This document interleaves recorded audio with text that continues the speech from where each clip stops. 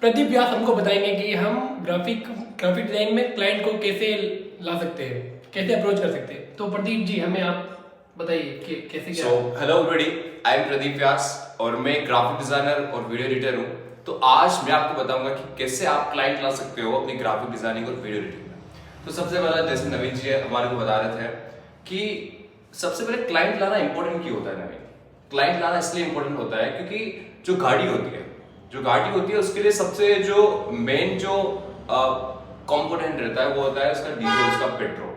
अगर डीजल नहीं होगा, उसमें पेट्रोल नहीं होगा तो इट डजंट वर्क, वो गाड़ी चलेगी नहीं। तो सबसे इंपॉर्टेंट होता है बिजनेस में क्लाइंट लाना। If you don't have clients you can't do business.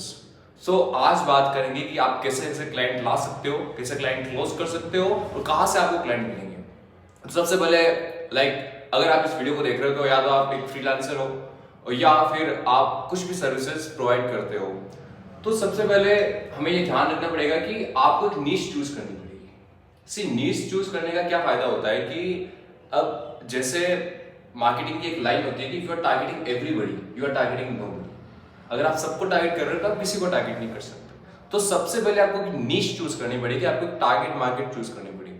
मान लो आप कोई फ्रीलांसर हो, जिम वाले बंदे को टारगेट करना चाहते हो या कुछ कोर्सेज वाले बंदे को टारगेट करना चाहते हो, तो आपकी नीश मार्केट क्या है? नीश मार्केट क्या होती है? Target market. तो टारगेट मार्केट को जब आप करोगे तो उसके क्या क्या बेनिफिट्स होंगे कि आपको पता लगेगा कि उनके क्या पेन पॉइंट्स है, क्या हॉबीज है, क्या इंटरेस्ट है, क्या क्या उनकी पे जो जो फ्यूचर जो प्रॉब्लम्स आने वाली है, कैसे आप उनको फिगर आउट कर सकते हैं। तो ये फिर आपने कैसे कहाँ से मतलब अप्रोच किया है?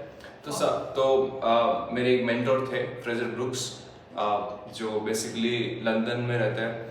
तो अभी वो दुबई में है। तो उन्होंने उनसे हमने सीखा कि कैसे हम क्लाइंट्स को अप्रोच कर सकते हैं, क्या कर सकते हैं। तो ये सबसे इंपॉर्टेंट स्किल है। आप सबसे पहले नीश मार्केट चूज करोगे। नीश मार्केट चूज करने के बाद आप क्या करोगे? उन बंदों को आप टारगेट करोगे। See there are two things, there are two ways. सबसे पहले आप इनबाउंड कर सकते हो, नहीं आप आउटबाउंड कर सकते हो। इनबाउंड आपको पता है कि आप जैसे आपने कोई एड चलाया, अब मान लो आपकी कोई सर्विसेज, आप वीडियो एडिटिंग की सर्विसेज चला रहे हो। अब वीडियो एडिटिंग के लिए मान लो आपने Facebook ads, Google ads, YouTube ads, whatever, जिससे कि क्लाइंट आपके पास आ रहा है, दैट इज इनबाउंड। आपने कोई न्यूज़पेपर में एड दिया, that is traditional way. But if the client is coming to you, that's called inside marketing, inside marketing, inbound marketing, sorry. So inbound marketing वो होती है।